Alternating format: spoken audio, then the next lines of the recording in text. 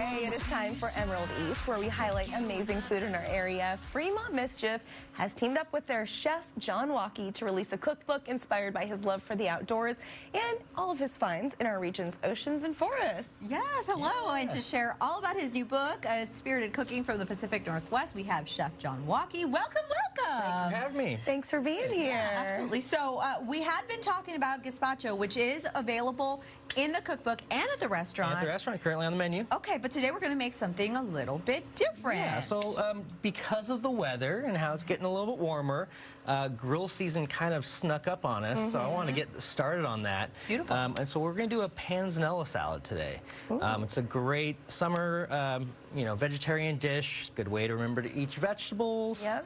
But it's also a great way to use up old stale bread or day-old bread. Ooh, that's great. You have extra on hand, which everyone always does. You know, in the colder months, it's really easy to do it with, bread pudding or putting croutons in soups. But this is a great one for the summertime. So, and this can all be done on the grill. Okay, that's beautiful. Okay, so let's start building that. But while you're doing that, tell us a little bit about Fremont Mischief and when it started, the location, all that. Yeah, so we're right there in Fremont, on the Fremont Canal, and it's been there. The distillery itself has been there since 2009. Wow. I opened up a restaurant for them about 3 years ago, right before that pandemic hit.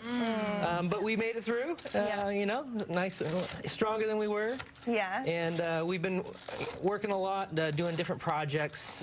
We have a rooftop patio and bar that's currently open. It's been seasonal, but we're hopefully going to have that one year-round.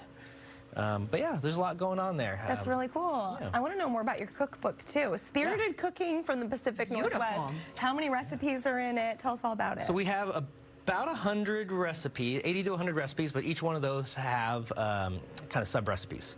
So you're looking at roughly around 200 wow, recipes in there. That's so great. There's a lot. But yeah, the idea behind it is to have that restaurant experience, that style of cooking, but being able to do it at home. So there's nothing too extravagant, too difficult. Restaurant quality meals. There you go. Everyone wants to do that at home. So walk us through what you're working on here. So we have our grilled baguette, left over from the restaurant. You need to use it up.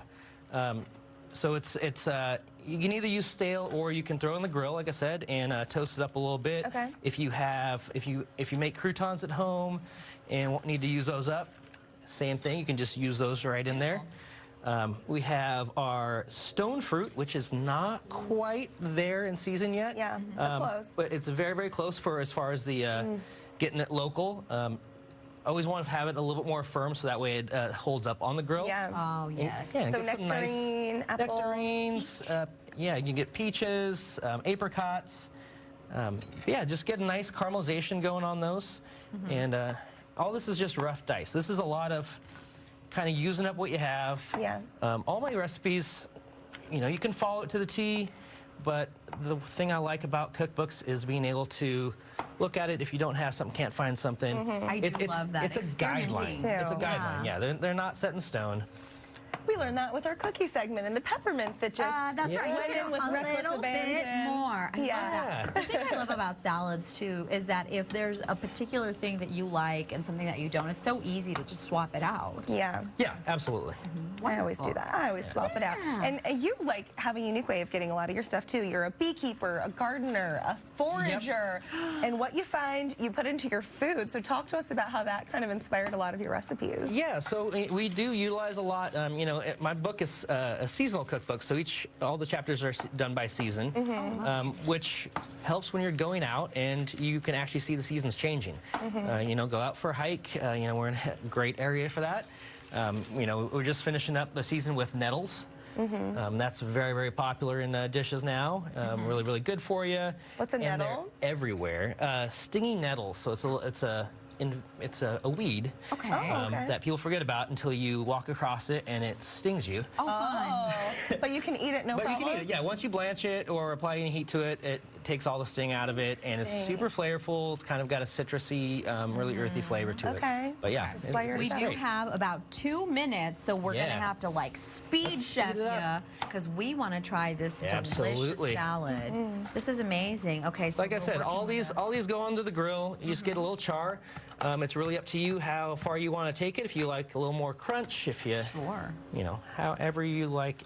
And you can throw watermelon into this. It's one of those that you can really kind of figure out whatever you want, whatever you have laying around. There's some sunflower seeds. You can throw red onion. I like our pickled red onions. Also, the recipe's in the book. Beautiful. One thing I like to keep at home is these little tiny jars because they're great for making small amounts of dressing. You just add all your ingredients in here. I love that. What are some of the ingredients? So we got some ginger, a little bit of salt and pepper, some honey, oil, a little bit of vinegar, and citrus. And you can just do a little shake. Okay. Shake, shake. Beautiful. I love this salad. It looks very hearty with the bread. Girl. And it'll soak everything up. That is wonderful. All right, are we able to jump in here or not just yet? Let me get the arugula in here and we'll get this all plated up for you. Great. Beautiful. Wow. So where can people find your book while you're plating this up? So you can find it at the Mischief Distillery. We have a little gift shop in there. And a whole bunch of different lines. You can find the honey that we have. Beautiful. Oh, I love this. I think it's perfect for the summertime. Absolutely. Absolutely. Well, while you're plating, John, I want to thank you so much. We do have a link for more information on your awesome book, Spirited Cooking from the Pacific Northwest. That's up on our website, fox13seattle.com/studio13live. Yeah, jump in there, Maria. And do not forget, friends, if you have a restaurant or bar you think we should feature on the show, definitely let us know. Send us an email at studio13live@fox.com, and we'll see you tomorrow. This has been amazing. Thank you so much. Thank you very much. Appreciate it. Thank you, Chef. So great. Look at this. This bread.